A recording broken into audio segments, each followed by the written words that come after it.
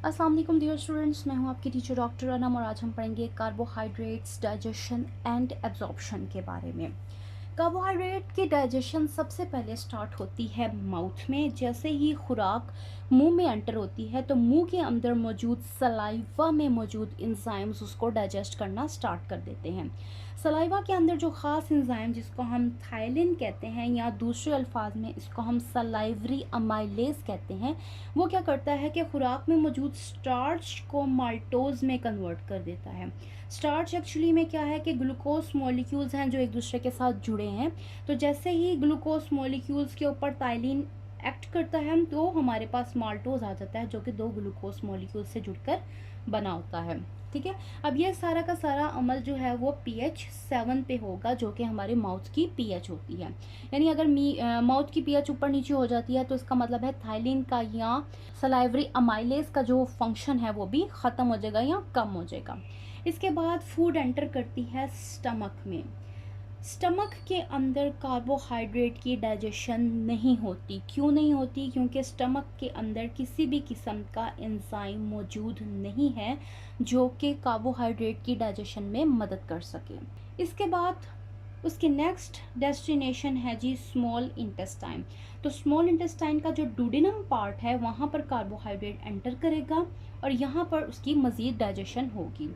अब वो किस तरह से होगी कि पेनक्रियाज जो है वो अपनी सिक्रीशन को डुडेनम में भेजता है और उस सिक्रीशन के अंदर पेनक्रियाटिक अमाइलेज होता है जो कि स्टार्च पे एक्ट करके उसको माल्टोज में कन्वर्ट कर देता है।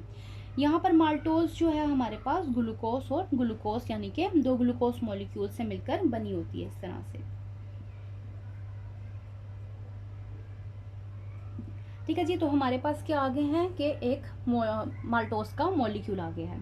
फिर क्या होगा कि खुराक डुडेनम से होती हुई एंटर करेगी सेकंड पार्ट जो स्मॉल इंटेस्टाइन का है जिसको हम जिजनम कहते हैं उसके अंदर। यहाँ पर हमारे पास है ब्रश बॉर्डर। अब ब्रश बॉर्डर क्या है? हमें पता है कि जो इंटेस्टाइन की इंटरनल लाइनिंग है वो सीधी बिल्कुल भी नहीं है बल्कि उसके ऊपर बहुत सारे फोल्ड्स हैं और इन फोल्ड्स का मकसद क्या है? ताकि सरफेस एरिया जो है वो इंक्रीज़ किया जा सके। अब इन तमाम फोल्ड्स को हम कहते हैं विलाय और इन विलायस के साथ अटैच होते हैं इस तरह के स्मॉल सेल्स जिनको हम कहते हैं माइक्रोविलाय। यहाँ पर आप देख सकते हैं ये हमारे पास एक बड़ा सा जो है ये विलाय है और इसके साथ इस तरह से हमारे पास माइक्रोविलाय अटैच होते हैं।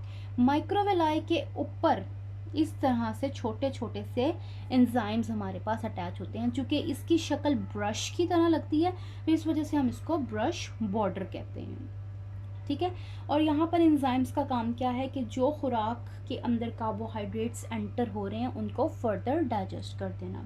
जैसे ही कोई कार्बोहाइड्रेट एंटर होता है वो एंजाइम्स के साथ जाके अटैच होता है और एंजाइम उस सबस्ट्रेट को कन्वर्ट कर देता है प्रोडक्ट के अंदर। ठीक है, अब यहाँ पर जुजिनम के अंदर हमारे पास मुख्तलिफ तरह के जो एंजाइम्स हैं उनमें हमारे पास सबसे पहले आ जाता है माल्टेज जो कि माल्टोज को, ये वाला माल्टोज जो बना था यहाँ पर, उस माल्टोज को कन्वर्ट कर देता है ग्लूकोज के अंदर। ठीक है, इसी तरह से लैक्टोज जो कि मिल्क में पाया जाता है उसको डाइजेस्ट करता है लैक्टेज और उसको कन्वर्ट कर देता है ग्लूकोज में और गलैक्टोज में।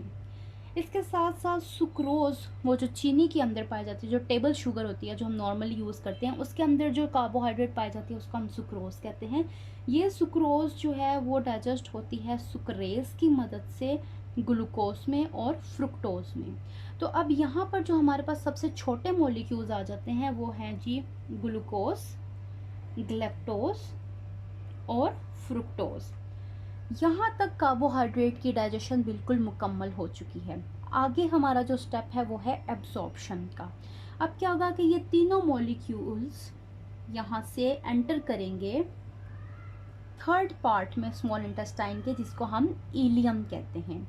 इलियम के अंदर जो यहाँ पर हमारे पास माइक्रोविलाय है वो इन मॉलिक्यूल्स को ल्यूमन से बाहर बॉडी के लिए मूव करेगा। अब उसके मूवमेंट के लिए हमें प्रोटीन्स रिक्वायर्ड हैं जिनको हम ट्रांसपोर्टर्स कहते हैं।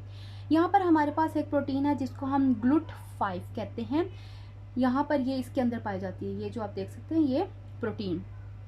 इस प्रोटीन का काम क्या है कि इसने जो हमारा फ्रुक्टोज है उसको इस ल्यूमन से उठाना है, ठीक है, और अपने सेल के अंदर ले जाना है, ठीक है जी।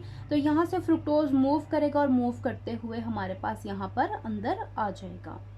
फिर हमारे पास रह गया जी गैलेक्टोज और ग्लूकोज। इन दोनों को मूव करने के लिए हमें सोडियम की ज़रूरत होती है।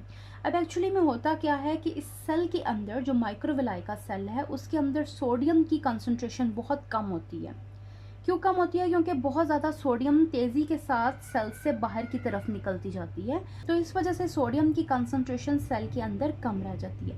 अब इस कम कंसंट्रेशन को ओवरकम करने के लिए क्या होगा कि जो सोडियम की कंसंट्रेशन बाहर ज़्यादा है, यहाँ से सोडियम अंदर की तरफ मूव करेगा। अब यहाँ पर सोडियम की कंसंट्रेशन ज़्यादा क्यों है? क्योंकि जब हम खाना खाते हैं तो उसके अंदर नमक मौजूद होता है, और नमक एक्चुअली में क्या है? NaCl। तो इसका मतलब है कि ये जो ल्यूमन है इसके अंदर सोडियम की कंसंट्रेशन ज़्यादा होगी। अब जैसे ही सोडियम ज़्यादा से कम की तरफ मूव करेगा तो वो अपने साथ साथ गैलेक्टोज और ग्लूकोज मॉलिक्यूल्स को भी लेता जाएगा। और ये किस तरह से जाएंगे? ये जाएंगे जी सोडियम ग्लूकोज ट्रांसपोर्टर, या शॉर्ट फॉर्म जिसको हम कहते हैं SGLT ट्रांसपोर्टर के ज़रिए इसके अंदर चले जाएंगे, ठीक है। अब यहाँ पर हमारे पास फ्रुक्टोज भी आ गया, यहाँ पर हमारे पास गैलेक्टोज भी आ गया, और यहाँ पर हमारे पास ग्लूकोज भी आ गया है। आगे क्या होता है कि इन तीनों मॉलिक्यूल्स को माइक्रोविलाई से आगे की तरफ भेजा जाता है, यानी कि एंटीरोटाइप से उनको निकाल के ब्लड में शामिल किया जाता है, और ब्लड में शामिल करने के लिए एक और प्रोटीन को इस्तेमाल करते हैं जिसका नाम है GLUT2। ये GLUT2 क्या करती है जी कि ये फ्रुक्टोज को, गैलेक्टोज को और ग्लूकोज, इन तीनों मॉलिक्यूल्स को पकड़ती है, और पकड़ के यहाँ से जाने वाली जो हमारी ब्लड वेसल्स हैं उनके अंदर एंटर कर देती हैं। ये ब्लड वेसल्स आपस में जुड़ती हैं और मिलने के बाद एक बड़ी वेन बना देती है जिसको हम कहते हैं हिपैटिक पोर्टल वेन।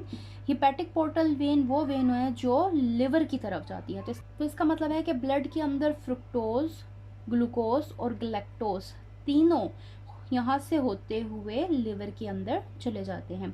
अब लिवर के अंदर इनको इनके मकसद के मुताबिक इस्तेमाल किया जाता है, या तो इनको एनर्जी पैदा करने के लिए इस्तेमाल कर लिया जाता है,